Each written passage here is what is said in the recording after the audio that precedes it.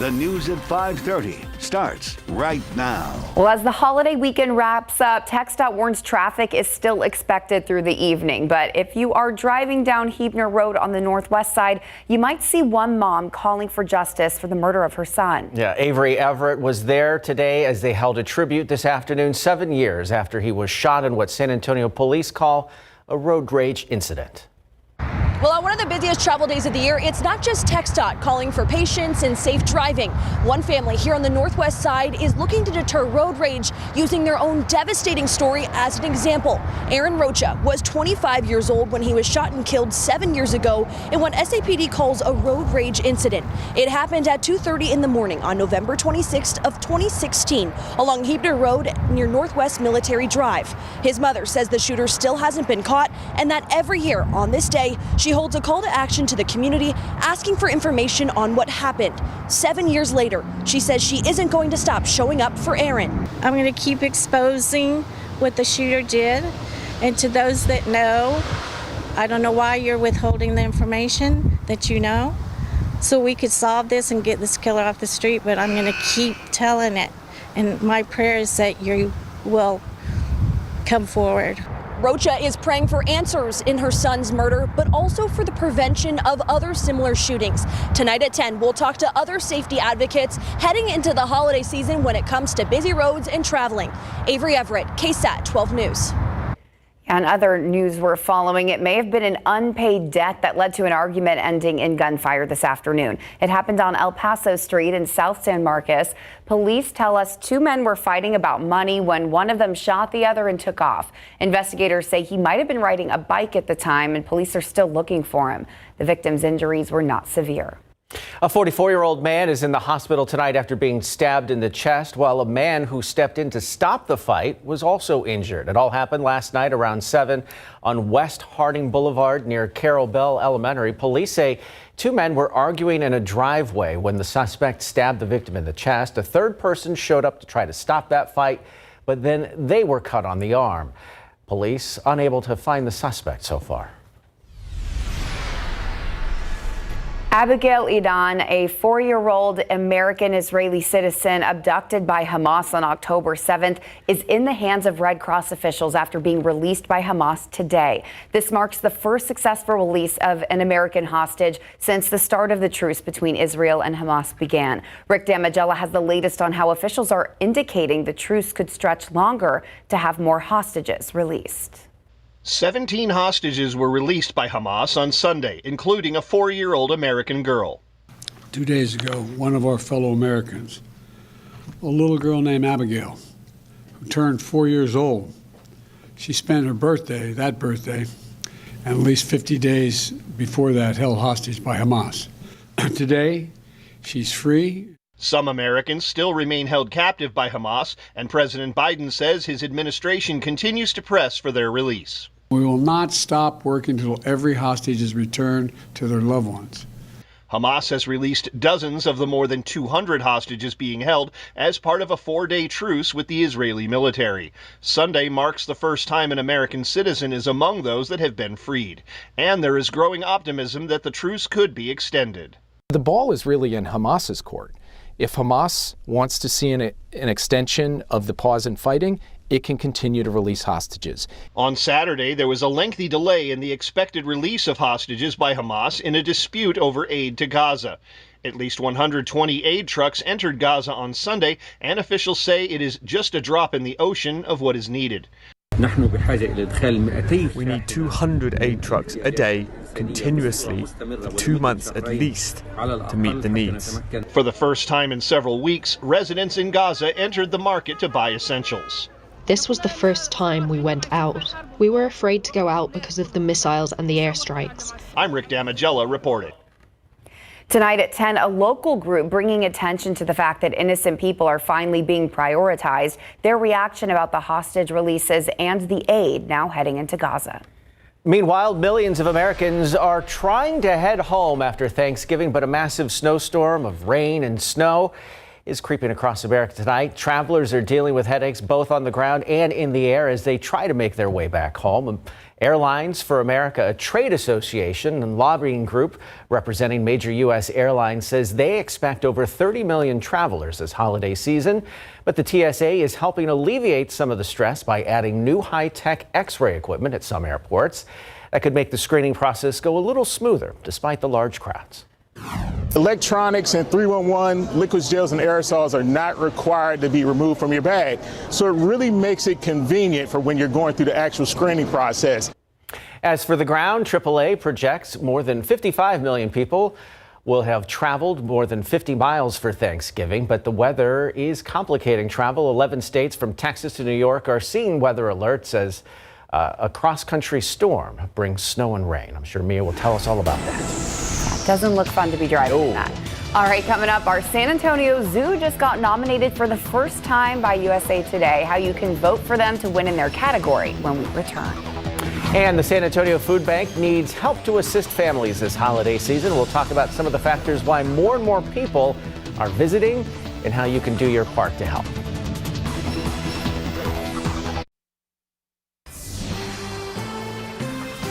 Well, Thanksgiving is over, but the season of giving is just starting, and the San Antonio Food Bank is asking for your help. Yeah, we spoke to the food bank this morning on Leading SA, and they are saying 5,000 more families than usual are needing emergency food this holiday season. The higher cost of living is prompting more families to rely on the food bank. As inflation increases, it can outpace the living wage of a family with a set income. This increase in clients means about 110,000 people are now in need each week. We're seeing more calls, requests for emergency food. The need is definitely trending up, and we're not sure. People are working, and we know inflation is still maybe higher than wage income has been, but the requests have been up. So here's how you can help. They are looking for volunteers for December and January. You can visit our website, KSAT.com, and look for that story, and they'll tell you how you can help out over there.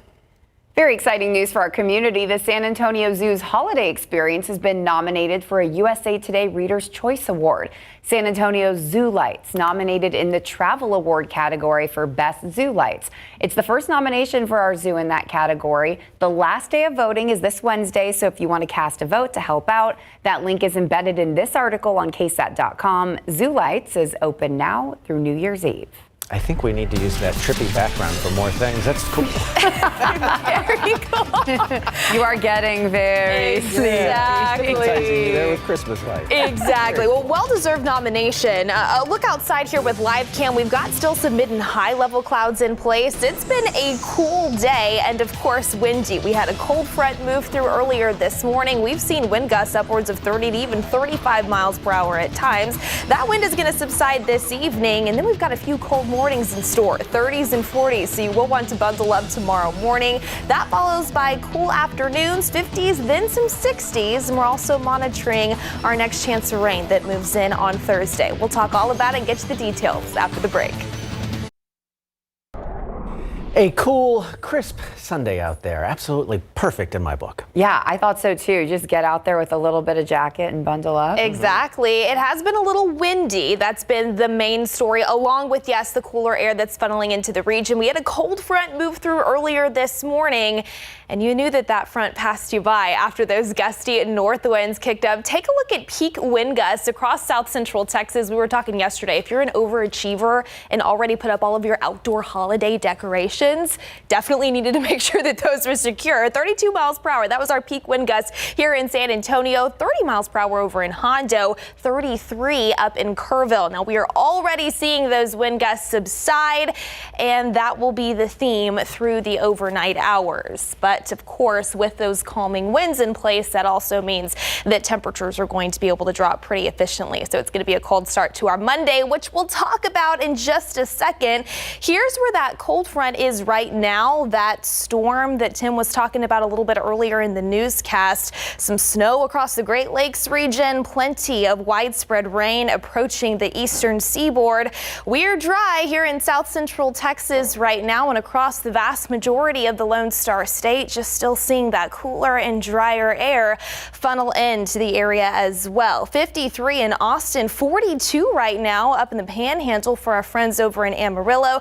50 degrees in Dallas, this right here in San Antonio, we are sitting at 55, and it is going to be chilly if you're stepping out for any Sunday evening plans. Speaking of chilly, how about cold for Monday morning? Upper 30s to low 40s expected in and around the San Antonio area, so you're definitely going to want to bundle up first thing tomorrow with the coat. 35 in Bulverde, 39 in Canyon Lake, 41 in Floresville, 41 as well for places like Hondo, Sabinal, as well as Uvalde to kickstart the day. I do anticipate more cloud cover tomorrow, maybe a few peaks of sunshine here and there. 54 for any lunchtime plans, 58 degrees the forecast high temperature. Then we'll start to see those thermometers fall into the mid 50s by about 6 p.m. It'll be 57 in Seguin as well as New Braunfels, 59 in Utopia, and 59 in Bandera tomorrow afternoon. Tuesday, temperature wise, more of the same. We're going to start off in the low 40s here in the Alamo City. High temperatures climb to the 60-degree mark,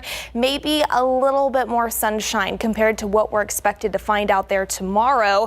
Still chilly into Wednesday, but we're going to see a bit more moisture work back into the area. That allows the cloud cover to return as well, and also could spark our next chance for some scattered rain by Thursday. So here's that setup. You can see, at least in the upper levels of the atmosphere, not a whole lot going on tomorrow and into Tuesday. So that's why we're pretty quiet out there. We'll start to see winds move back in from the south by midweek. That's what allows some more moisture to work back in.